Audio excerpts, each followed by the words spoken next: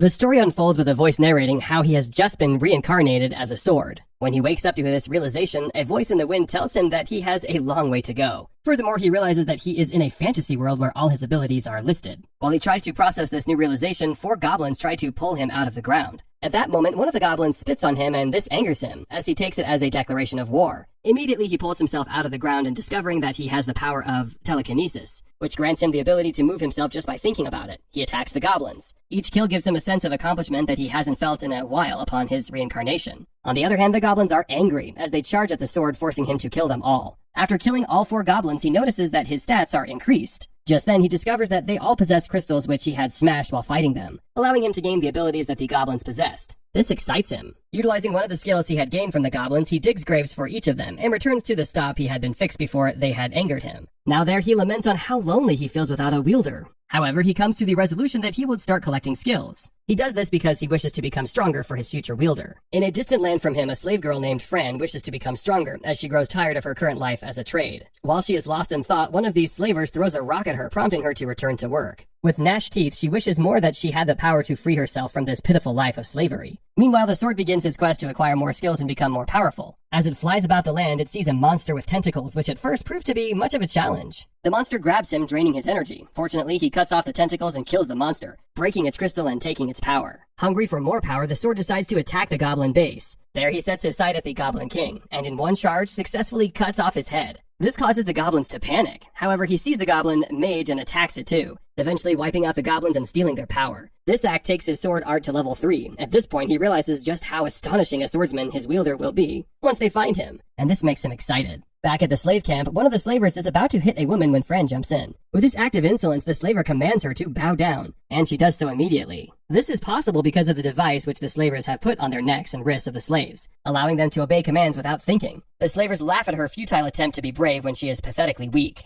On the other hand, the sword continues its quest as it seeks out more powerful monsters and slays them. Having fought off a large number of monsters, he finds himself in an open land with no monster in sight. Getting there, he opts to land and puts itself on the ground to scout the area. With no monster in sight, he tries to fly away but is unable to. At this point, he realizes the reason why the monsters avoid the area. Apparently, the forest drains the power of the monsters that hover around it. Still sick, he is optimistic that a beautiful elven warrior would pass by and pick him up. However, it doesn't happen as he expects, as hours, days, and months pass with no one knowing about his existence. At this moment, he becomes desperate to be wielded by anyone who would be so nice to pull him out. Meanwhile, the slavers get attacked on their way by a 2-headed bear. Scared for their lives, they command the slaves to stand still and remain as bait for the bear, allowing them a chance to run. Unfortunately, the bear catches up with one of them and kills him, freeing the slaves from his command. This allows the slaves a chance to run away. Fran, however, tries to attack the bear with a stick, but it hits her as she lands right in front of the sword. Determined to be strong, she grabs the sword, and this allows him a chance to communicate with her using telepathy. Just as she is about to pull it out, the bear approaches her, but in a split moment, and just as the bear is about to get her, she pulls it out and flies into the air. With the sword in her hands, he tells her to equip him and unlock its full potential. When she does this, she acquires extraordinary swordsmanship and skills that make her strong enough to charge at the monster and eventually slay the beast. With the monster dead, the second slaver reveals himself and commands her to hand over the sword.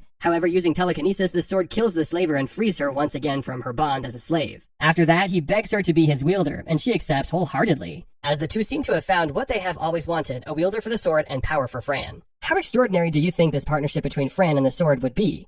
Fran, a young girl from the Cat Clan, meets an S-level adventurer who reincarnated into a sword, and uses the sword to attack some goblins, and also finds out the sword has telepathy, which could make them communicate effectively. She starts calling the sword Teacher, since he teaches her all she needs to know. After a battle, she cleans him with respect, and Teacher determines in his heart to do anything to support and help Fran. After this, Fran walks away mindlessly and finds some goblins. The goblins are fighting against an adventurer, Rendell, who is guarding a man on his mission to Alessa. Fran removes the sword and swings it without mercy, thereby killing all of the goblins. The surviving goblin runs away to tell the others of the risk. After the fight, Teacher tells him to conceal the fact that they can communicate with each other. And also, Rendell comes to her to appreciate her for saving him and tells her he is going to Alessa. He asks if she will follow them, but she at first thinks that he wants to give her a lift. Teacher tells her the adventurer wants her to keep protecting them until they reach Alessa, and she accepts to follow him. She enters his cart, and as they talk, he tells them that there is strife in the Moru Plains. Fran doesn't understand what he means. He further explains that Maru Plains is an A-list magic realm, and due to the fight at Maru Plains, the weaker demons are outside in the forest and the strong ones inside.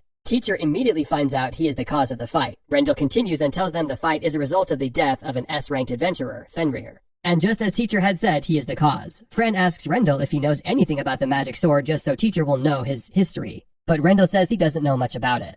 As they journey, Rendell talks about adventurers and their journey. He tells Fran that adventurers are warriors who take missions to kill demons for a sum of money. And Fran gets interested in being an adventurer. She finds out she will earn a lot of money and she needs it. As they arrive at Alessa, teacher sees several other weapons with great classes like him, and wonders if he is that important. But Fran tells him he is the awesome sword that saved her, so he's important. They walk towards the Adventurer Guild. The receptionist, Nell, a young girl who wears glasses, is angry at all the adventurers at the guild because of how some of them speak to her, but she keeps her cool. Fran arrives to meet her, and when Fran tells her she wants to join the guild, she calmly tells Fran that she is too young for such a mission, as being an adventurer is risky. Fran insists on her choice, so she tells Fran that a test is usually done before an adventurer is admitted, and asks if Fran wants to do the test. She takes Fran to Donodrond, the examiner with so much magical strength that his aura frightens anyone that comes to him. Nell assumes that Donodron's appearance would make Fran fidget, but Fran remains calm. Teacher reads all of Donodron's strengths and finds out he is much stronger than them, and he will probably be the strongest person Fran has fought yet.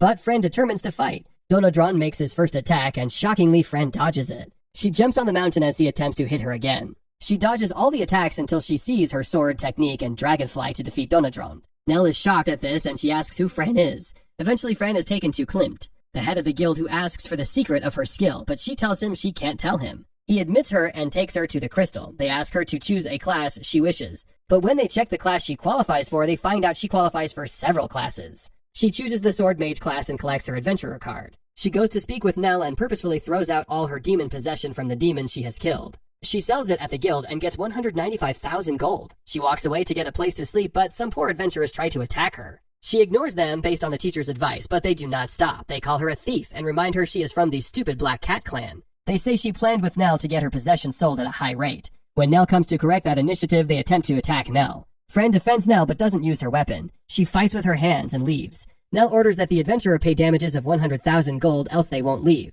As Fran walks away, a dwarf adventurer with appraisal skills figures that her sword is a living intelligent sword. Fran and her teacher are heading to the market to get some items to embark on their journey. They begin to look for a good store to get some armor for Fran to use in her adventures. As they move around the market, Garus walks up to them and tells them to come and purchase armor from his store. Fran's teacher uses an appraisal to get information about Garus. Fran uses her mind to communicate with her teacher for a while, and they both decide to follow him to his store and check out his armor. Garus tells her that he would love to sell her his armor, because she is worthy of it. Fran and her teacher walk into the store and they both see a variety of weapons which will be useful in their adventures. Fran tries out the new armor, and her teacher encourages her to get it. This makes her very happy. Garus suddenly begins to pay more attention to her sword because he has God's sight, and he can see that her sword is no ordinary sword. Fran's teacher suddenly speaks out, affirming that the blacksmith is correct in his suspicions. Her teacher asks about a sword in his shop, and he decides to give it a test to see how strong it can hold. Garus becomes amazed at how powerful her sword is after Fran uses it to cut his blade in half. Garus analyzes her attack, and her teacher begins to acknowledge the blacksmith as a nice guy. Garus also goes ahead to tell them about a legendary sword formed by a great and legendary blacksmith, who is capable of making swords that can tear the skies. Fran's teacher begins to wonder if he is made by a legendary blacksmith, but Garus tells him he is not a legendary sword, and Fran's teacher apologizes for suggesting it. He then asks the blacksmith if he can make a scabbard, which Garus in reply promises to make them the best scabbard there is. Fran's teacher suddenly provides him with a lot of equipment and that they could use to make the scabbard, and Garus becomes surprised.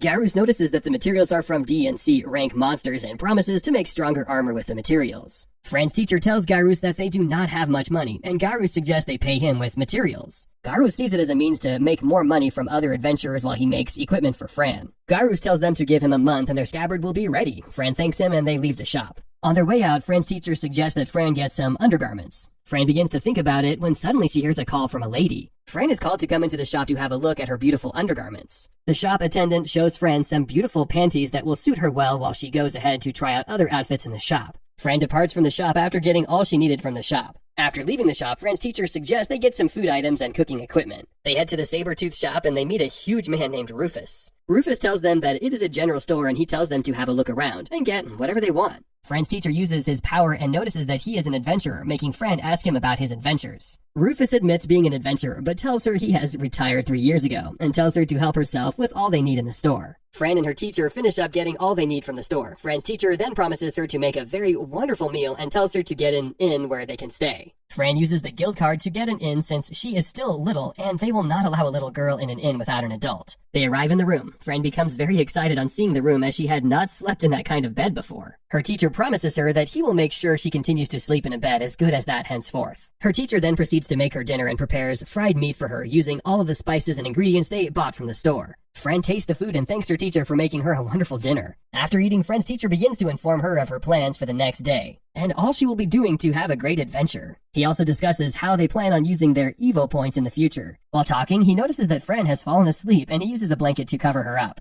The next day, Fran's teacher begins to take her into the wild to get a lot of herbs and fruits that could be useful to her on her adventure. They begin to gather a lot of items and store them in their magical storage. Suddenly, they hear a battle nearby. Fran stops what she's doing and rushes down to where they are fighting to see what's going on. Lily, Errol, and Eustace are battling a group of goblins in the forest. Fran notices that they are outnumbered and she rushes to help them. Fran comes in and uses her magic to create fire arrows at them. After that, they notice a part of the forest that is burning and Fran's teacher uses his magic to extinguish the fire. Fran then uses the magic of her teacher to battle the goblins. Lily and her friends notice that she is the same rank as them and thank Fran for healing and saving them. Fran then plans to take her leave and they tell her about the goblin stampede and how they plan on attacking and raising their army. Suddenly, a goblin uses his flute to signal some of its remaining members. Fran then decides to go fight the remaining of the goblins on her own. The goblins begin to outnumber her and her teacher begins to suggest she retreats as she is getting tired. Fran ignores and continues to fight off the goblins and tells them to back down. While on the battlefield fighting and slaying the goblins, she feels cowardly and timid, but she encourages herself. She screams that she wants to become stronger to support teacher. She is tired of being weak. She forges ahead to slay the goblins in front of her. At that point, teacher says he just wishes he can protect Fran. He says he doesn't want her to get weak and tired, and he needs to protect her, but she isn't making it easy. He acknowledges that his Fran is no longer the weak Fran he knows. Fran is now much more confident. She runs towards the goblins, she slays them and talks to teacher. She asks him to please support her as she goes to her new journey of becoming stronger. She's determined to do this, and he pledges to support her. He tells her to forge ahead and keep killing. He insists that he will protect her from the attack. The confidence in Fran has skyrocketed. It is as though she now has a 100% increase in strength. As she continues her adventure, one of the goblins successfully throws an arrow at her. As she is about to fall, teacher interferes. He calls the healing powers of his sword, and he heals her. He tells her to forge ahead immediately and continue her fight. It is also worth noting that he is so proud of her and he wants her to get stronger. After killing over 100 goblins, she's covered in blood and she's shattered. She's weak and she stands around the sword. Teacher finds out she's now increased to level 12 and Fran has eventually leveled up. While drenched in blood and sweat, Fran returns to the city with her sword. She goes to Garus, the weapon repairer. Garus asks her who she had slayed and where she's coming from, which makes her that weak. And she tells him she's just coming from an adventure. Garus asks her how many goblins she killed, but she lost count. She tells him she doesn't know, and teacher replies that they have killed over 100. Teacher asks Garus if he can help them repair their weapon despite the short notice. He tells Garus that they have another adventure to break the home of goblins, and they need the sword. Garus replies affirmatively. They narrate how their day went to Garus, who listened with all sense of attentiveness, while also working on their weapon. It turns out that before they return home in the evening, someone takes them toward a hideout or home of goblins. As Fran is about to enter, having kept on her fight armor, she tells teacher that she is going to go in, but teacher stops her. He tells her it's late and they are tired. He tells her that she should gather the reward for the day's hunt and they should use it to renew their strength before returning home. As they're about to do that, a team of adventurers walks toward them. One of them asks Fran if she has single-handedly destroyed all the goblins. Then they say if she could kill those goblins, then she could rank in the same category as rank D adventurer. The question made it seem like she didn't want to answer it, so she changes the conversation and talks about the goblin nest. She tells them there's a goblin nest in that place, and she thinks there are several high-leveled goblins there. However, when one of the adventurers looks at the place, he says that there was nothing like a nest there, about a month ago. And that can't be a nest, it's a dungeon. She attempts to ask for their help to defeat the goblins, but they tell her that the guild leader is asking for her, so she should return to the city. She asks what they will do to make the nest, and they tell her they will guard it till she gets back, so she shouldn't worry herself. She goes to meet the guild leader and she explains her experience. She tells him of how she saw several goblins. Her explanation is sketchy, and it's getting Donadron angry. Donadron screams at her, asks her how many goblins and hobgoblins she saw, and tells her she should give them a specific number. The guild leader also interferes. He asks her to give a specific number, and she tells him she saw over 130 goblins and 30% hobgoblins. The guild leader asks her if the goblins ran while she fought them, but she tells him they didn't run. They stayed with her until she killed them all. The guild leader figures that for the goblins not to run, it's because there is nowhere for them to go, and that's because there is probably stronger goblins in the nest. She tells him the words of the adventurer dwarf and tells the guild leader that there is probably a dungeon in the forest. Donadron takes it as a sign of an imminent fight. The guild leader shares the same fear. He tells Donadron to immediately organize a group of adventurers from the rank F to the top, and these adventurers should take the responsibility of fighting the dungeon. The guild leader tells Fran that for her involvement in bringing such a thing to their notice, he will promote her to rank F so she can go with the team warriors. She protests that she hasn't completed her missions for rank G, but he tells her that for her to single-handedly defeat that many goblins, she deserves the promotion. And they're in the middle of a pandemic, so they do not need the usual rules. They narrate this to Garus. He congratulates her on her promotion and tells her it's well-deserved. He puts a crystal by the weapon they want to repair, and it immediately repairs itself. He gives the weapon back to them, and Teacher is shocked as how fast it was repaired. Garus tells Teacher that the crystal works as a catalyst, and its mana works by instantly repairing any weapon. He says the crystal diminishes as it's used, and Teacher asks for the price. Garus tells him the crystal is an arcane blacksmith skill and it's very potent. Fran isn't interested in that conversation. She asks Garus what a dungeon means. And that's what her mind has been on ever since that conversation with the adventurers. Garus satisfies her quest for knowledge and tells her a dungeon is a punishment from the god of chaos. It's just like the god of chaos is determined to test humanity, so the god of chaos sends a dungeon to Earth. The first step of the process is to first send a dungeon crystal. This crystal will draw all the strongest monsters in the forest to the place, and they will all become leaders. Not only are these monsters strong, but they are also given strength by God. Also, it is rumored that gold and diamond are always in the dungeon. He tells them the gold and valuable things in the dungeon serve as the god of chaos's gift to any courageous person who gets to defeat the monsters in the dungeon. As Garus finishes his story, naive Fran asks him if the god of chaos is good or evil. Garus tells some people see the god of chaos as good. As she comes outside, Garus cheers them up for the mission ahead of them. He tells Teacher that he will make a scabbard for him ahead of the mission. As they leave, he tells them to make a landmark during their subjugation. As they go home, Teacher takes his time to check out Fran's new achievement. She's now a level 12 skilled mage.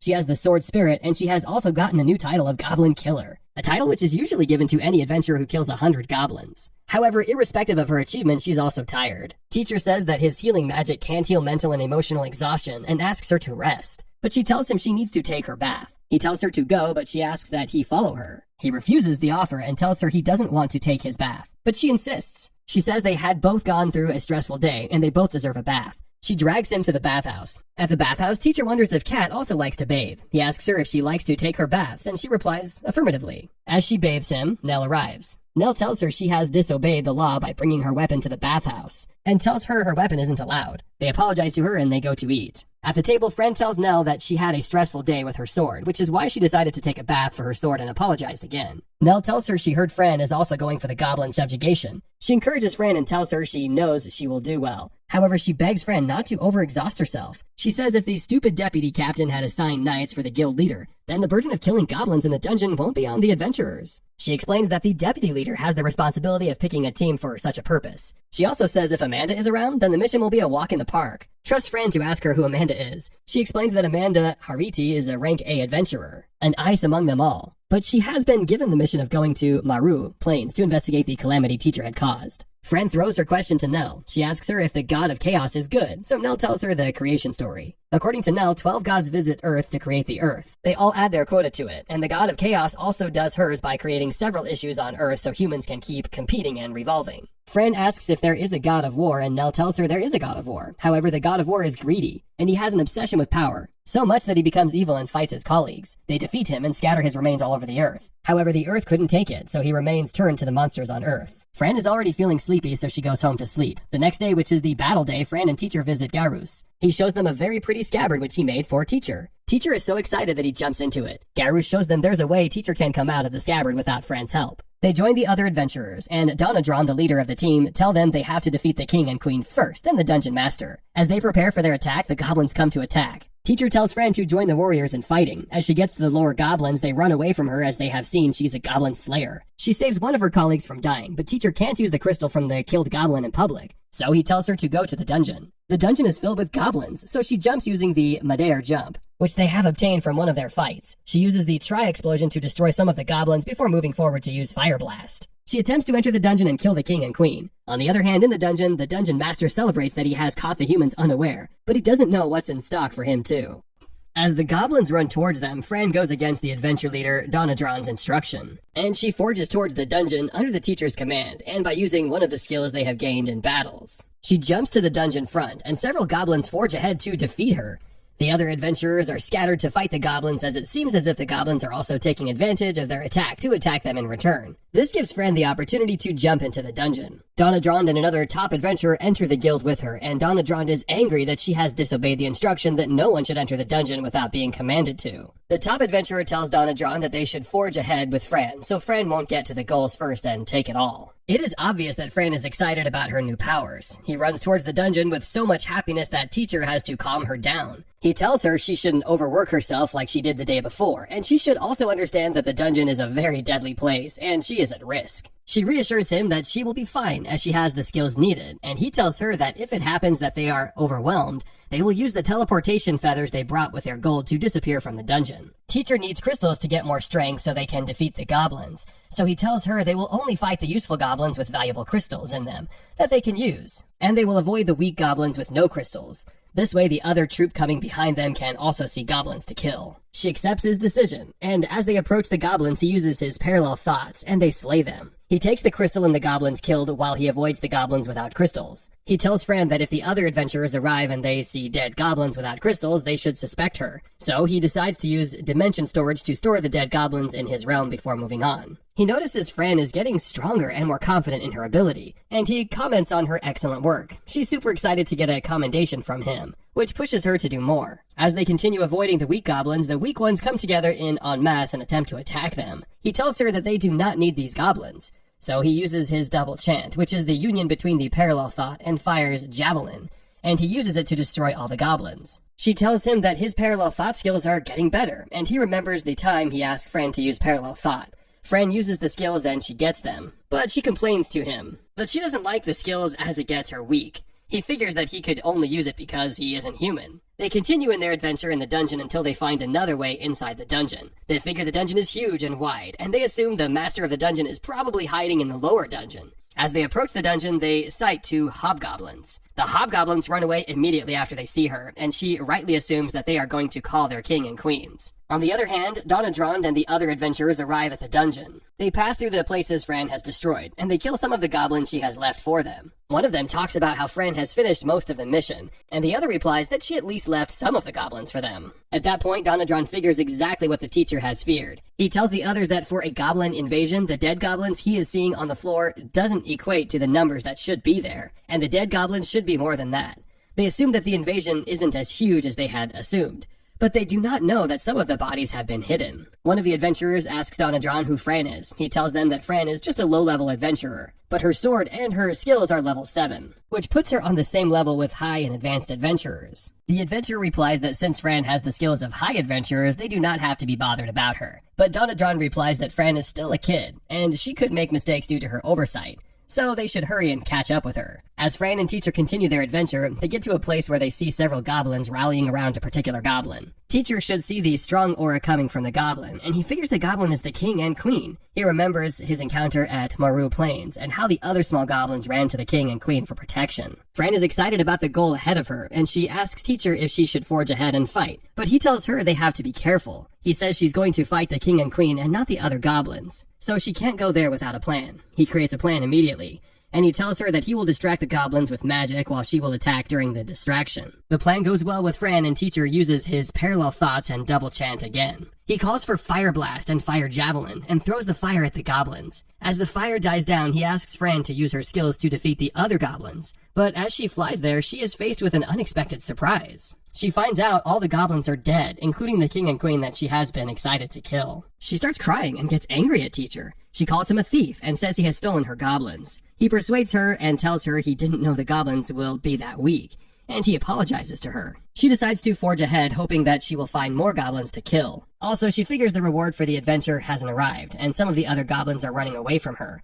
She finds a door which she confidently enters, and Teacher assumes the goblins they have killed might not be the dungeon master, and the dungeon master may still be ahead of them. They enter the room and they see shiny lights. The light forms into bugs, and a large number of ladybugs attack them. This is an unexpected attack, and Teacher had to use his appraisal to find out the levels of the ladybugs. He finds out that they are army beetles, and although they do not have great skills, they have high rewards, and they will earn much from killing them. Fran is excited to get another opportunity to show forth herself after Teacher has stolen her last opportunity. Teacher tells her that due to the size of the beetles, he will use his telekinesis to join them together, and she can defeat them at once. He does so, and she cuts through the beetles with her sword. They call that stage a bonus stage, as both Fran and Master are excited to win and fight the beetle, For 30 minutes, they keep fighting beetles, and with little stress. Fran's joy ends as she feels tired. They figure the beetles are calling for reinforcement, which explains why they can't destroy them completely. The army beetle leader, the kin, summoned 5 with the greatest skills join the fight. Teacher asks Fran if she is done enjoying herself, and he uses his tri-explosion to defeat all the beetles.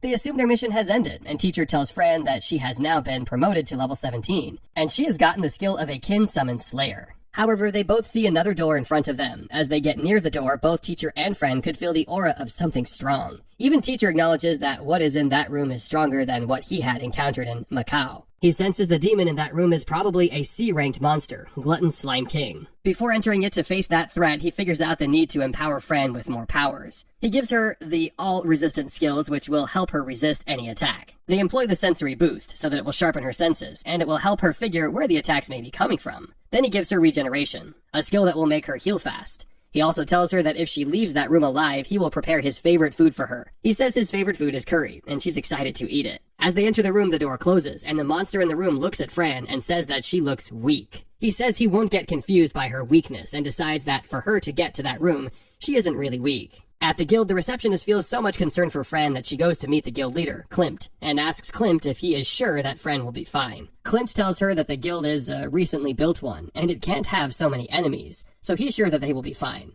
On the other hand, Donna Drond and the other adventurers get to the door of the room Fran is in. The mana they sense from the room is so strong that they knock and hope that they can join the fight and save Fran, but the door is locked. In the locked room, Fran sees the real dungeon master, a weak goblin who knows he can't secure the dungeon, and has to employ a demon for the job. He commands the demon to kill Fran immediately, but the demon tells him he can't be commanded, and says he will kill him if he commands him again. Teacher attempts to use his appraisal to get the skills the demon has, but he finds out the demon has 6 secret skills. The fight starts, and at first Fran can equal the demon in terms of sword usage. Teacher also increases his sword power to ensure that he can tackle the demon. It's a greater demon of level 30, and they know their win probability is low. When the demon figures Fran has skills that can equate to this, he tells her she could only attack him because she could see him. He starts disappearing and appearing. His first attempt, he cuts off Fran's hands. Teacher stands up by himself and uses his fire guard to guard Fran and restores her hands. Teacher figures that since the demon isn't using his teleportation, he's using Fran's shadow. Fran figures it out and attacks the demon. Unaware, she uses her vibration fangs and her demonic poisonous fang against the demon, in hopes of poisoning him while the demon uses his darkness blaster against her. However, they both survive the attack. Teacher figures he has used all his secret defeating skills against this demon to no avail, and asks Fran that they use their teleportation feathers to teleport from that room, but Fran refuses. She says she must kill the demon and eat his favorite food, so she forges forward and keeps attacking. The demon admits that Fang's sword skills are top-notch, and he won't defeat her with that skill. He says he will show her something, so he brings out another hand from his body, which penetrates her body. He tells her his secret skill is the ability to steal other people's skills.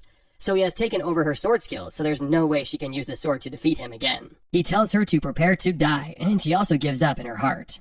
Teacher gasps in fear as he watches the greater demon use his imaginary hand and his power of skill taker to take away Fran's magical skills. At this point, Teacher feels there is no way they can survive the encounter. But as the greater demon jumps at Fran to kill her, he tells her he won't kill her straightforwardly. Instead, he will torture her to death for the stress she has caused him. He jumps at her, but she dodges him and crawls towards his back. She jumps at him and stabs his back. She forges at him, and she keeps hitting his sword. The greater demon wonders if his skill taker power didn't work, and he wonders what's going on. Teacher is also feeling the same dilemma. He asks Fran if she can still use her sword skills, and she replies affirmatively. He thinks of what could have happened and figures that the sword skills Fran is using belong to him. So practically Fran has no sword skills. The skill she is using is a borrowed skill that she got from Teacher, and there is no way the greater demon can take a borrowed skill. With that being established, Fran keeps using all her powers to fight back. She refuses to give up, and the greater demon feels overwhelmed. The dungeon master asks the greater demon if he is tired. The dungeon master rightfully assumes that Fran is strong. He reassures the greater demon that he will defeat Fran, and he calls out strongest elite goblins. About 4 master goblins come out with his magical powers. He orders the goblins to defeat Fran and every other invader and adventurer outside, then they will enter the city and destroy Alessa. As Fran hears that they plan to destroy the city, she tries to process the information, but she hasn't gotten herself fully before the goblins descend on her. Luckily, the greater demon, who is embarrassed that the dungeon master counts him so incompetent that he brought some goblins to help him with his job,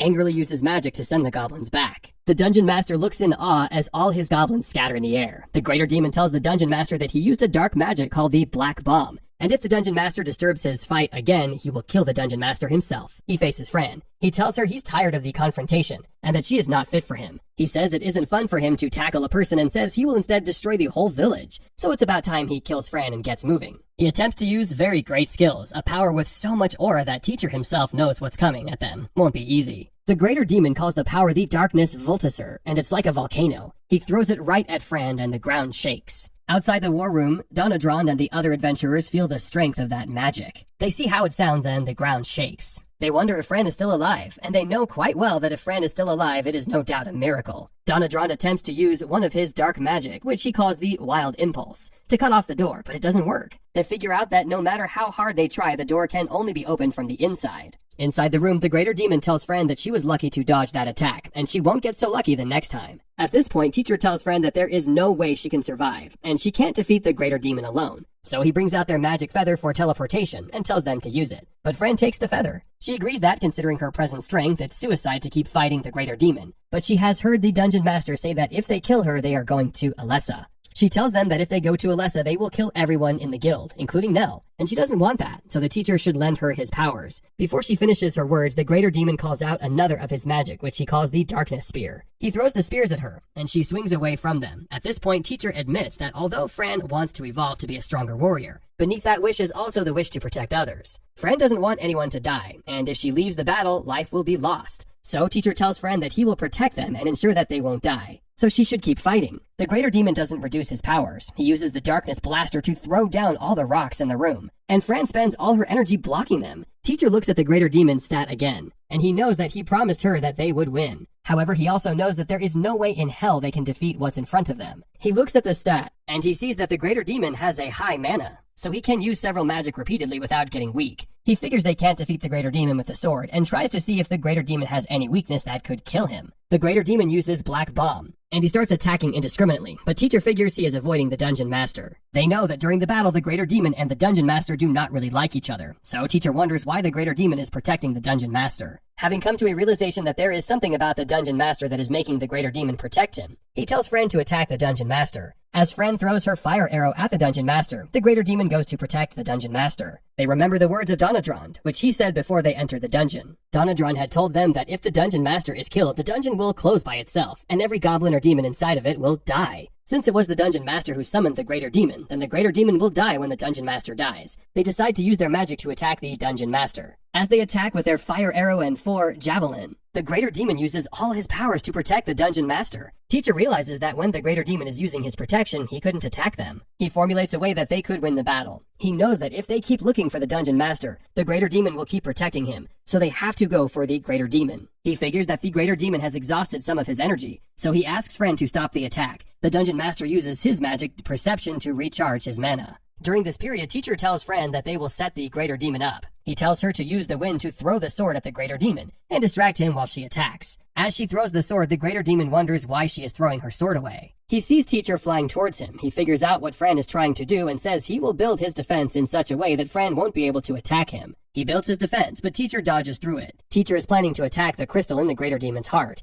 and he focuses on what he wants. However, he is about to hit the chest. The Greater Demon holds the sword. He knows the Greater Demon has great mana, but he also activates his mana to break through the Greater Demon's hands. The Greater Demon is shocked. He wonders what type of sword it is and his shock grows bigger. And he hears Teacher speak. Teacher calls him a foolish demon and tells him he will revenge for every piece of pain Fran has felt. The Greater Demon sees as Teacher activates his ultimate mood and skill he calls the Telepult. He uses this skill to cut the crystal in the demon heart, and the demon dies. Unfortunately, Teacher has also lost a lot of mana. He breaks as a result, and Fran runs to meet him. Fran picks the pieces up of his body as she cries. She wonders if that will be the end of her relationship with Teacher. And while she cries, Teacher activates himself. Teacher says the Greater Demon's crystal is sweet. He tells Fran never to assume he is dead again, as he can renew his strength with the use of crystals. Fran calls him a dummy. She asks him not to scare her in such a way again, and she cries to him. As they catch up happily, the Dungeon Master feels he won't lose. He goes to the crystal and attempts to use the power of the goddess to call another demon. But before he does that, Fran uses the Greater Demon's sword to break his goddess stick. The Dungeon Master asks Fran if he wants to kill him, and tells Fran not to kill him. He tells her that even if she does kill him, he will keep resurrecting. He brings out his scapegoat wristband and wears it. He tells her that as long as he has the band,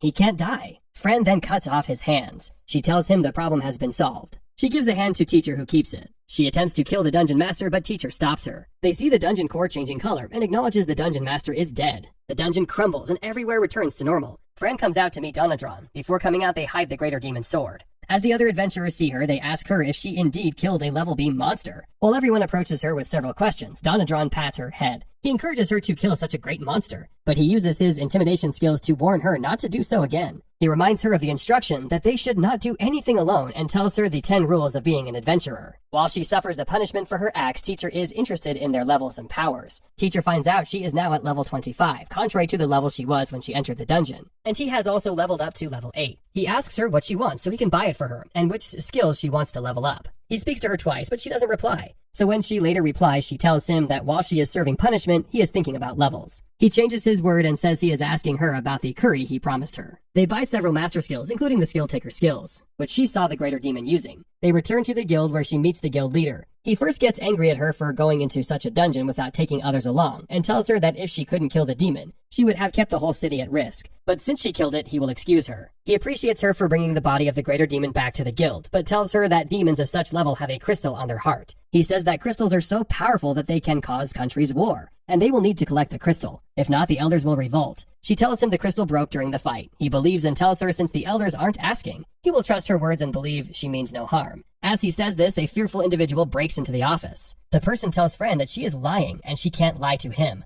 Following the great adventure at the dungeon, it is no hearsay to admit that Fran and teacher have leveled up to one of the greatest levels as an adventurer, and they are, at this point, one of the very best, if not the best. Also, since they killed a level B greater demon, they have gained a new class, and they have earned new skills. They are presently at their report to the guild master, Klimt, and Klimt is asking for the greater demon's crystal, which should be on every demon. But the one for the greater demon has been used by teacher to regenerate when he killed the greater demon, so they do not have it. Fran tells Klimt that the crystal was misplaced during the fight, and she doesn't know how the crystal disappeared. Following her great works at the dungeon, Klimt has no option but to believe her. But a weird-looking man who they do not know enters the office and says that Fran is lying. Both Fran and teacher look at the man in shock, and teacher acknowledges that he didn't feel the presence of that man when he entered, and he can't figure out why he couldn't feel his presence. Irrespective of that, this man tells them that Fran is lying. He claims that his unique feature is that he can figure out when someone is lying. At that point, Fran asks him who he is, and she doesn't know or recognize him. He screams and asks her how she doesn't know him. Then he introduces himself as August Alsand, the vice captain of Alessa Knight. The word knight rings a bell in the ears of both teacher and Fran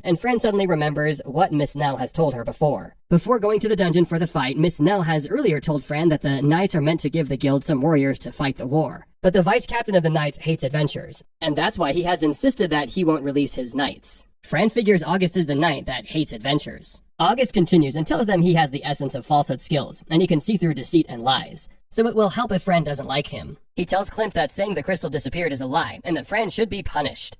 Fran insists that she isn't lying, but August gets angry. He says she has no right to lie in the presence of a noble, and this makes teacher more inquisitive. He decides to check August's appraisal. He finds out August is a level 30 knight. But when he checks his qualities, August's skills and qualities are too low for a level 30 knight. He has level 1 sword skills, and he also has a presence concealing ring. Teacher realizes that the presence concealing ring is the reason he didn't notice when August entered the room. Upon checking on August, he finds out August indeed has essence of falsehood skills, and he asks his appraisal skills for the meaning of the essence of falsehood skills. He finds out the skill means the owner can tell when a person is lying, and he also has the power to make his words sound true and convincing. Teacher finds out August has been using his skills to convict people wrongly, and on one account he accuses a girl of stealing some property even when she actually found it. He knows the truth, but he accused the girl purposefully. August goes to Klimt. He tells Klimt he is sure that the crystal isn't lost. Fran has lied to him, so Klimt should give him the authority to punish Fran. Klimt refuses, and he angrily asks Klimt if Klimt wants to allow a person who lied to a noble go scot-free, and insists he will punish Fran. At this point, Klimt tells him that even if he releases Fran to him, Fran is a very strong adventurer, and there is no way August can defeat Fran. It is obvious that Klimt still thinks Fran is telling the truth, but August insists on his convention.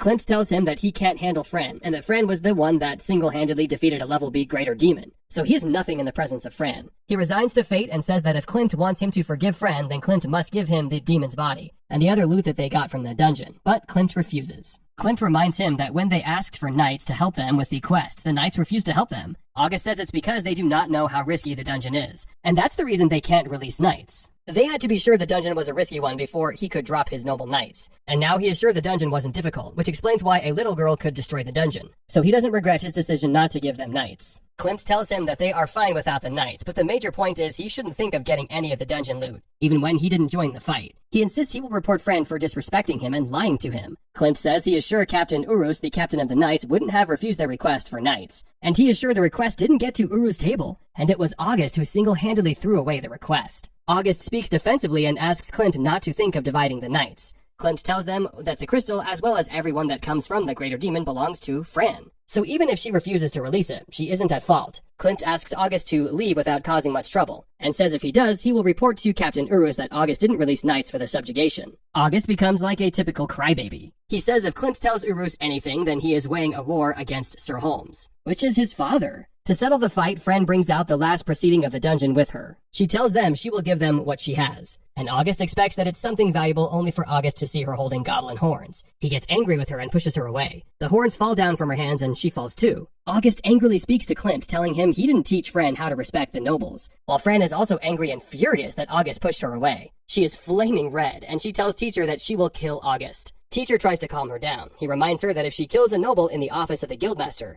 then she will go down in history of the town. He brings a better option and reminds her of the skills they took from the greater demon, the skill taker. They decide to use these skills against August. She takes August's essence of falsehood skill as well as his court etiquette skills. After taking it, she looks at August and tells him she is 100 years old, then asks him to decode her age. He finds out he can't do anything. Also, he starts behaving like a poor person, and he loses his etiquette. The mucus comes out of his nose, and he is in disarray. He tells them he is tired, and he walks away while polluting the air as he walks by. After he leaves, Klimt apologizes to Fran. He tells them August is one of those nobles who buy their position with money. And as they can see, he has high ranks, but he is weak. Wealthy nobles like that do hire young men to go on adventures for them. Then they will take the glory of the adventure and level up. It's called power leveling. Nell arrives and she hugs Fran excitedly. She welcomes Fran back before concentrating on Klimt, who asks her if she has prepared all they need. Then Klimt tells Fran that she should drop her adventurer badge for a change as she is going to be promoted. She assumes that they will promote her to level E, but Klimt tells her she is going directly to level D. She is so excited and shocked at this. Klimt tells her she deserves better, as they are so glad she saved their city from being destroyed. He says he had earlier tried to argue that she should be promoted to level C for her courageous acts, but the older people at the guild refused his proposal and reminded him that Fran is a new adventurer. He tells her she will get her payment, and that they also prepared great bonuses for her great acts. She leaves the office with Nell, and she meets the other adventurers at the guild. The energy is high, and it's obvious that they are all happy for her. They congratulate her on her newest promotion, and they tell her to stay with them and celebrate. Based on Teacher's advice, she decides that since she has enough money due to excess bonuses and payments, she should buy drinks for them. She happily announces that all drinks taken in the guild that evening will be paid for by her. She celebrates throughout the day, and she returns to her inn that night with Teacher. That night, Teacher thinks about how far she has gone and how much she has grown. He remembers that he has promised her curry soup the next day, and he thinks of how he will fulfill his promise. On the other hand, August is having the most miserable day. He is scratching his body, and he's behaving irrationally. He keeps itching his head. He finds it difficult to comfort himself. The following day, just as Teacher has promised, he takes Fran to the woods, and he prepares to make her the curry stew he promised her. He used his spells to gather all the ingredients necessary for the stew, and he prepares it. She enjoys the first set of the stew as she eats it with rice. Then he prepares different versions of it for her, the bland, the mild, and the strong version.